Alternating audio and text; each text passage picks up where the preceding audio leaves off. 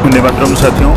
Income tax department ITR filing की जो अंतिम तारीख है उसके बारे में जो प्रेस नोट या एक वायरल मैसेज हो रहा है, प्रेस रिलीज, उसके बारे में मैंने आपको बताया था पिछली वीडियो में कि ये बिल्कुल फेक है। और इनकम टैक्स डिपार्टमेंट के जो एक्स या ट्विटर जो हैंडल है उस पर भी क्लियर लगा हुआ है कि फेक सर्कुलेशन है वो चल रहा है। और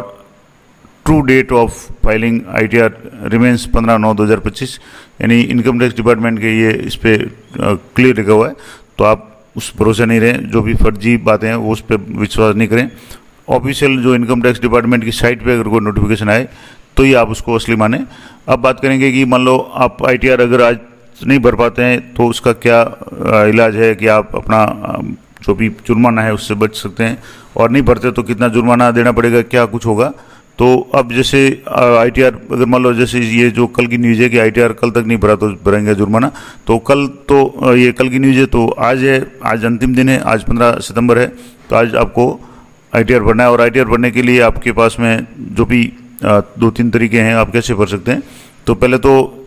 जब भी आईटीआर आप भरने जाएँ या भरवाने जाएँ, सबसे पहला काम आपका करना है कि आपको सभी डॉक्यूमेंट्स तैयार रखें। आपके पास में जो भी फॉर्म 26 जैसे फॉर्म 16 आपके नियोक्ता ने दिया है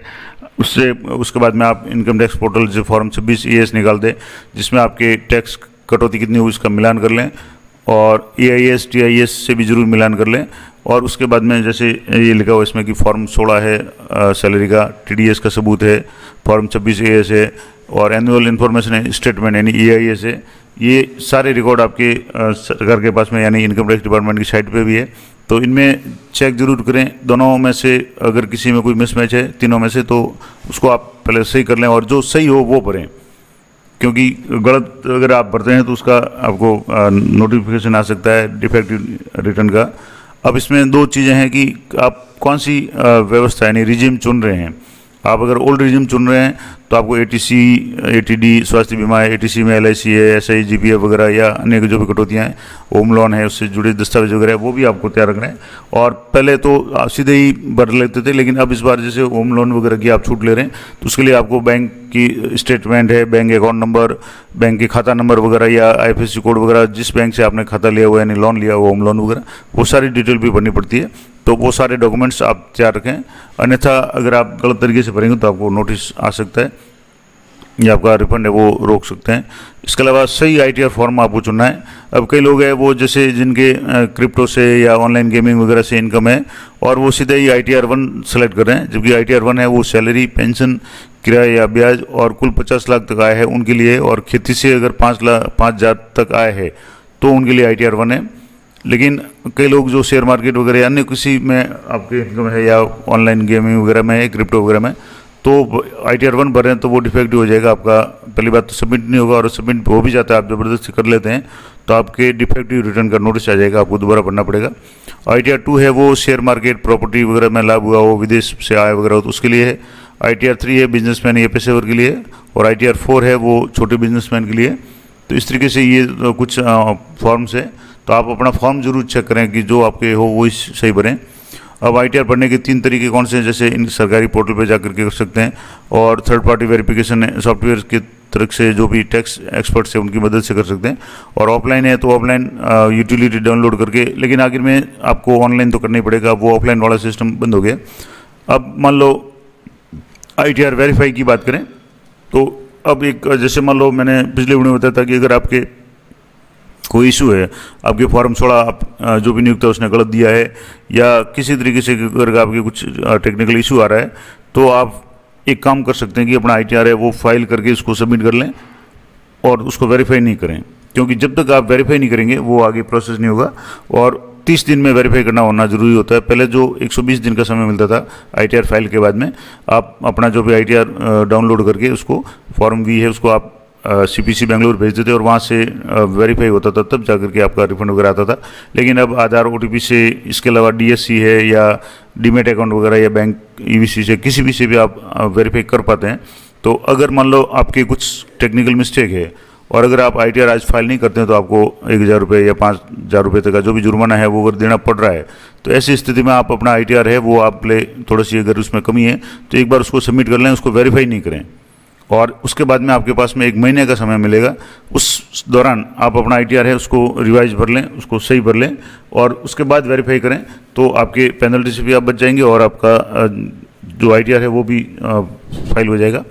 अब मान लो जैसे नॉर्मल जो डेट है रिटर्न फाइलिंग के 30 दिन के अंदर अंदर आपको ई-वेरिफिकेशन करना होता है, और यदि आप रिटर्न भरने के 30 दिन बाद ई-वेरीफाई करते हैं, यानी 30 दिन बाद, तो तब तक आपके रिटर्न भरने की जो निश्चित तारीख है वो निकल जाती है। तो रिटर्न जो वेरीफाई करने वाली तारीख आपकी भरने की तारीख मानी जाएगी और देर से भरने के लिए आपको परिणाम यानी जो भी आपके पेनल्टी वगैरह वो देनी पड़ सकती है। इसके अलावा बैंक स्टेटमेंट, कैपिटल गेन या अन्य आय की जानकारी देना भूल जाना, ये सामान्य गलती होती है, इनसे आप बचें और सही आप ITR फॉर्म सेलेक्ट करें। और अगर आप ATC, ATD या ATG या अन्य कई ऐसी इनकम टैक्स की जो भी धाराएं हैं उनमें कई तरीके से छूट मिलती है और लोग कई तरह की गलत छूट ले रहे हैं, जैसे कुछ पॉलिटिकल पार्टी को चंदा वगैरह नहीं देते हैं लेकिन उसकी छूट ले लेते हैं। हालांकि इस मामले में इनकम टैक्स डिपार्टमेंट बहुत स्ट्रिक्ट हो गया है और फर्जी ITR क्लेम करने वालों के खिलाफ में इस बार कार्रवाई भी की है, तो आप भी इस मामले में सचेत रहें। दूसरा, अब जैसे आखिरी तारीख चूक गए तो क्या होगा, तो 15 सितंबर के बाद में, जैसे मैंने पिछले वीडियो में बताया कि इनकम टैक्स डिपार्टमेंट की साइट पे आज तक जो लिखा हुआ आ रहा है कि 15 तारीख लास्ट है। अब हो सकता है कि डेट बढ़ जाए, वो अलग बात है, लेकिन अगर मान लो आप डेट नहीं बढ़ती है तो 15 सितंबर के बाद 31 दिसंबर तक आप अपना लेट रिटर्न भर सकते हैं और इसके लिए करदाता को लेट फीस भरनी होगी और ये मौका चूकने के बाद आपको अपडेटेड रिटर्न भरना होगा, जिसके लिए लेट फीस और अतिरिक्त कर भी जमा कराना होगा। लेट फीस है वो 5 लाख तक अगर आपकी इनकम है तो उस पर 5,000 रुपये है। तो अगर आप ITR नहीं भर पाते तो आप 5,000 रुपये आपका फाइन लग जाएगा। तो अब मान लो रिटर्न आपके रिफंड है वो 6-7 हज़ार है तो आपको 5,000 तो वैसे कट जाएगा, आपको 2,000 मिलेगा, ये ध्यान रखें। और अगर आपकी इनकम 3 से 5 लाख तक है, टैक्सेबल इनकम है, तो उसको 1,000 रुपये आपके फाइन लगेगा। और ये लेट फीस भी तब भी लगेगी जब आपने सारा टैक्स है वो एडवांस जमा करा दिया है, यानी आपकी नियोक्ता ने तो सारा टैक्स जमा करा दिया लेकिन आप रिफंड के लिए या ITR फाइल नहीं करते हैं, तो भी अगर 15 तारीख तक नहीं करते हैं तो आपको कम 5 लाख की इनकम तक 1,000 रुपये आपको वो फाइन देना पड़ेगा। इसके अलावा और जो कुछ प्रावधान है जो कई लोगों को समझ में नहीं आते, जो अगर मान लो जैसे कोई ऐसे व्यक्ति भी है जिन्होंने ITR अभी तक ITR फाइल करने जा रहे हैं, यानी 15 तारीख तक करने जा रहे हैं और उनके जो टैक्स बन रहा था उसमें कुछ धाराओं में जो टैक्स है वो एडवांस या जुड़ करके आ रहा है, वो क्यों आ रहा है? तो अगर आप जैसे मान लो आपके जो ITR या टैक्स भरने की जो भी या एडवांस टैक्स भरने की तारीख थी, मान लो 31 मार्च तक या जो भी पिछले वित्तीय वर्ष तक थी, उसमें आपने टैक्स नहीं भरा और आप अब ITR फाइल कर रहे हैं, तो आपके कुछ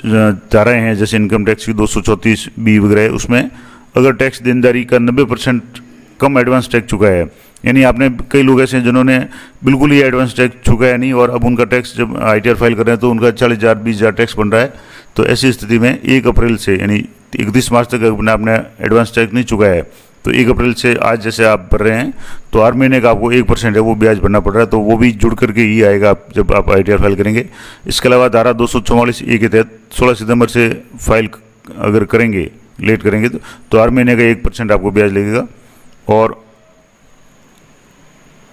दूसरा, मान लो जैसे कुछ लोग हैं जिनके अगर रिफंड मिलने में ज़्यादा समय लग सकता है, आप बिजनेसमैन या कैपिटल गेन से हुए नुकसान को आगे एडजस्ट नहीं कर सकेंगे अगर आप ITR नहीं भरते हैं तो, और सिर्फ प्रॉपर्टी या जो अन्य कोई भी नुकसान है उसको एडजस्ट कर पाएंगे। और देर से ITR भरने पर आपको अपने रूप से नई टैक्स रिजीम में जाना होगा, आप पुरानी का फ़ायदा नहीं ले पाएंगे अगर आप समय पर ITR नहीं भरते हैं तो।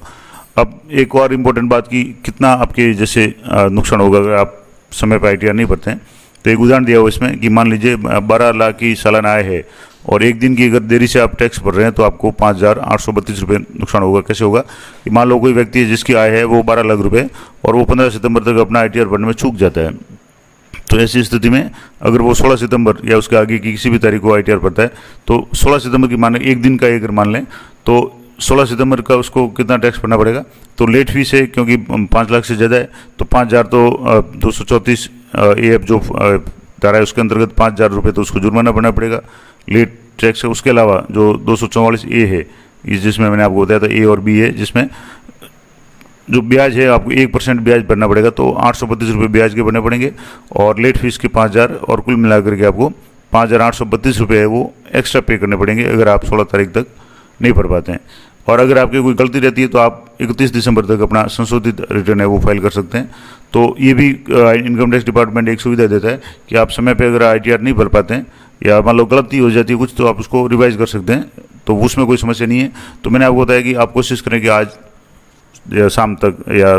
जो भी, क्योंकि आज जैसे कल भी इनकम टैक्स डिपार्टमेंट की दोपहर में साइट बहुत धीरे चल रही थी, बार बार आउट हो रही थी, तो एक एक स्टेप में काफ़ी समय लग रहा था। तो कोशिश करें कि आप अपना ITR फाइल कर लें, और अभी तक नहीं कर पाते तो फिर आप जो भी जुर्माना है उसके लिए तैयार रहें। तो ये थी महत्वपूर्ण जानकारी। अगर मान लो डेट बढ़ जाती है तो अच्छी बात है, वो अलग मामला होगा, लेकिन अगर नहीं बढ़ती है तो आप आज बिना किसी का इंतजार किए अपनी ITR है वो फाइल कर लें, ताकि आपको पेनल्टी या जो भी चार्ज है वो भरना नहीं पड़े। और अगर मान लो आपके कुछ इशू है, सारा मामला क्लियर नहीं है, तो एक बार आप उसको ऐसे रफली सबमिट करके छोड़ दें, उसको वेरीफाई नहीं करें, और 2-3 दिन में जब आपका इशू सही हो जाए आप सही तरीके से उसको रिवाइज फाइल कर दें। तो ये थी संपूर्ण जानकारी, आशा करता हूँ आपके लिए उपयोगी रहेगी। इस संबंध में अगर आपकी कोई भी क्वेरी है तो आप कमेंट कर सकते हैं, मैं जवाब देने का प्रयास करूंगा। और जो भी इनकम टैक्स डिपार्टमेंट की तरफ से ऑथेंटिक जानकारी है उसी को मेरा प्रयास सिर्फ आपको जानकारी देने का है। तो मिलते हैं नेक्स्ट वीडियो में, तब तक जय हिंद, जय भारत।